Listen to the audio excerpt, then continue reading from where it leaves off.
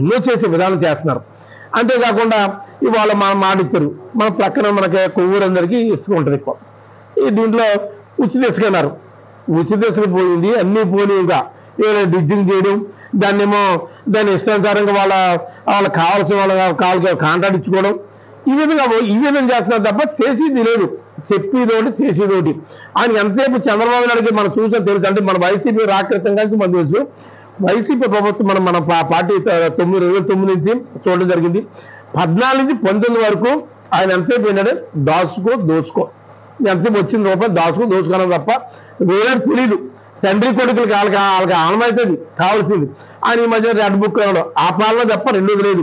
కానీ మన గతంలో నీరు చెట్టు ద్వారా దోచుకున్నారు. నేను గోపాలపట్నం నియోజకవర్గంలో నేను ఉండగా అప్పట్లో ఓ చెరువు ఉంది. ఆ చెరువుని సుమారుగా అప్పుడు ఏంటంటే అలా ఏదో రాత్రి ఏదో 4 మిషన్ పెట్టి అలా తోడారు, మన మిషన్ వర్క్ చేశారు నీరు చెట్లో. కానీ అలా అదృష్టం కొద్ది తెల్లారి పెద్ద వర్షం వచ్చేసింది, చెరువు ఫుల్ మూడుతుంది. కానీ 3 నెలలు పోయే కదండి 50 లక్షలు బిల్లు పెట్టేశారు. ఓ రాత్రి తోడితే 50 లక్షలు బిల్లు అయిపోద్దా? దానికి కలెక్టర్ గారు కంప్లైంట్ పెట్టా. కలెక్టర్ గారు వచ్చారు, ఎంక్వైరీ చేశారు, ఇది తప్పు అయింది. అప్పుడు నాయకులు కూడా నిజమైన ఒప్పుకున్నారు. కానీ ఇవాళ కూడా 50 లక్షలు రాలేదండి. వాళ్ళకి వాళ్ళ 2,256 కోట్లు నీరు చెట్టు బాకీని వాళ్ళు క్లియర్ చేశారంట. అని చూడండి, ఎందుకంటే 2009 నుంచి 14 నుంచి 19 వరకు అయిపోయింది, ఈ మధ్య లేదు. వాళ్ళు ఎవరైతే బాగా 256 కోట్లు మళ్ళీ ఇచ్చేసారంట ధారాదత్తంగా. అంటే ఈ విధంగా ఏ విధంగా జరుగుతుందో అర్థం చేసుకోండి.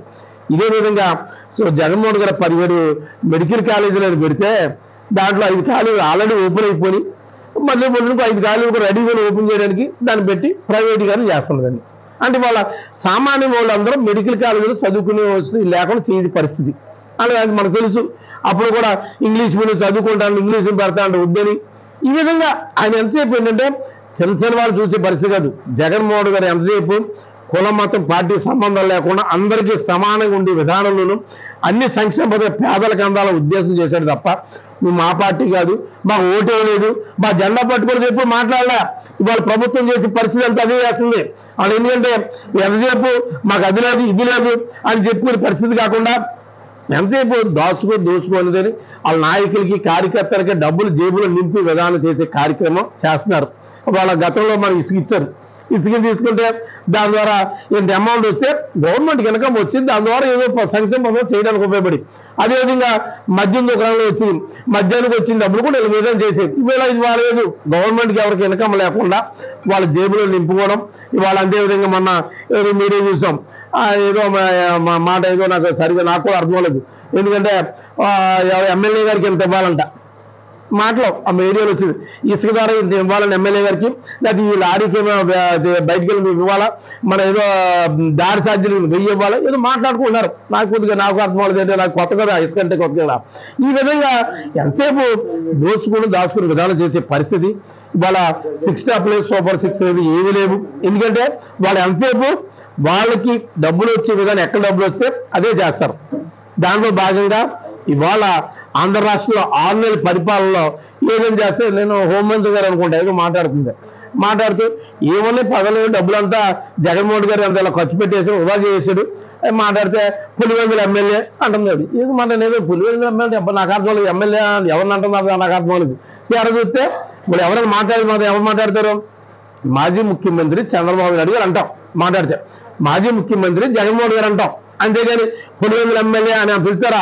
నాలాంటి అయితే ఏదో గోపాలపురం మాజీ ఎమ్మెల్యే అంటారు. కానీ ఆ విధానం మాట మరి హోమ్ మినిస్టర్ ఉండి సెకండ్ క్యాబినెట్ రాష్ట్రంలో ఉన్న ముఖ్యమంత్రి తర్వాత ఉన్న హోమ్ మినిస్టర్ అంటారు. ఆవిడ మాట్లాడే విధానం కూడా ఆ విధంగా ఉంది. ఇంకా ఎక్కువ మాట్లాడడం వేస్ట్ అనుకోండి. వాళ్ళ ప్రభుత్వానికి చిత్తశుద్ధి లేదు, చెయ్యాలని లేదు, పేదలకు ఇచ్చే విధానం కాదు. వాళ్ళు ఎంతసేపు వాళ్ళకి జేబులు వేసుకోవాలి, ఎలక్షన్ అయిపోయి మనకు పని లేదు. లాస్ట్లో ఆఖరిలో ఏదో 6 నెలల ముందు ముసలి కన్నీరు కాచుకుంటే మళ్ళీ చంద్రబాబు అలవాటే కదా, వాళ్ళు ఇచ్చేస్తే మళ్ళీ ఓట్లు వేసేస్తారనే ఉద్దేశంతో చేసే ప్రభుత్వం చేస్తుంది. ఇవాళ పాపం ప్రజలంతా ఎదురుగా వస్తున్నారు. ఎందుకంటే రేపు పొద్దున ఆల్రెడీ నవంబర్ వచ్చింది, జనవరి వచ్చరికి హాల్ టికెట్లు ఇవ్వాలా. వాళ్ళు ఫీజులు కట్టకపోతే కాలేజీలో వాళ్ళ సర్టిఫికెట్లు ఎవరు, వాళ్ళ హాల్ టికెట్ ఎవరు, ఎగ్జామ్కి వెళ్ళినవరు, ఫీజు కట్టేతర ఉద్దేశంతో ప్రతి ఒక్క ఇంట్లో ఇంజనీరింగ్ డాక్టర్లు రెడీ అయిపోవాలి, పాపం చదువుకుంటున్నారు, ఫీజులు కడతారని. తీరా మధ్యలో లేదు. ఈ విధంగా జరుగుతుంది. ఒకటి రెండు కాదు, ఏ పని చేయడం లేదు. వాళ్ళు అంతసేపు మాటల గాలితో వెళ్తున్నారు. అసెంబ్లీ కూడా వాళ్ళ ఇష్టానుసారం పెట్టుకోవడం, బిల్లు పెట్టుకోవడం, చేసుకోవడం తప్ప ఏదోటి లేదు. ఈ విధంగా జరుగుతుంది. ప్రజలందరూ గమనిస్తున్నారు. ఎందుకంటే ఏదేం జరుగుతుంది, ఆంధ్ర రాష్ట్రంలో ఏం జరుగుతుంది, ఏ విధంగా జరుగుతుంది, మన మధ్యాహ్నం భోజన పథకం ఎలా ఉంది, లేదా అమ్మఒడి ఎలా ఉంది, విద్యాదీవెన ఎలా ఉంది, అదేవిధంగా ఎస్సీ ఎస్టీ బీసీ మైనార్టీలకి 18,250 వేసారు. అదేవిధంగా కాపునేస్తున్నారు 15,000 వచ్చి, ఈబీసీ 15,000. ఇవన్నీ లేదు. వాళ్ళకి ఏది అవసరం లేకుండా చక్కగా వాళ్ళకి కావాల్సిన వాళ్ళకి ఇచ్చుకోవడం, చేసుకునే పరిస్థితి చేస్తుంది. ఇది ఏదేం జరిగినా ఆంధ్ర రాష్ట్రంలో జగన్మోహన్ గారు చక్కని పరిపాలన ఇవ్వడం ద్వారా సుమారు 4,70,000 కోట్లు పెట్టి పేద ప్రజల కిందకి ఇచ్చారు.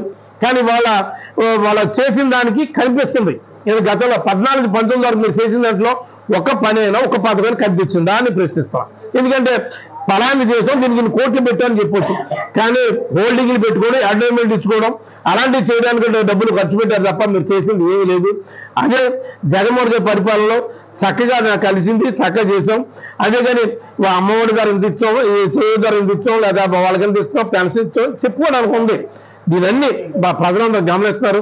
రాబోయే రోజుల్లో ఎప్పుడైనా జగన్మోహన్ గారు ఆధ్వర్యంలో ఆంధ్ర రాష్ట్రం మరలా ఎప్పుడు సస్యశ్యామలు అవడానికి ఆయన వల్ల జరుగుతుంది. దాన్ని తెలుసుకోమని తెలియజేస్తూ ఈ కార్యక్రమానికి ఇంత చక్కగా ఇచ్చేసిన కొవ్వూరు నియోజకవర్గంలో నాయకులు, పెద్దలు, కార్యకర్తలందరికీ నాతో అందరికీ నా ప్రత్యేక ధన్యవాదాలతో తెలియజేస్తున్నాను.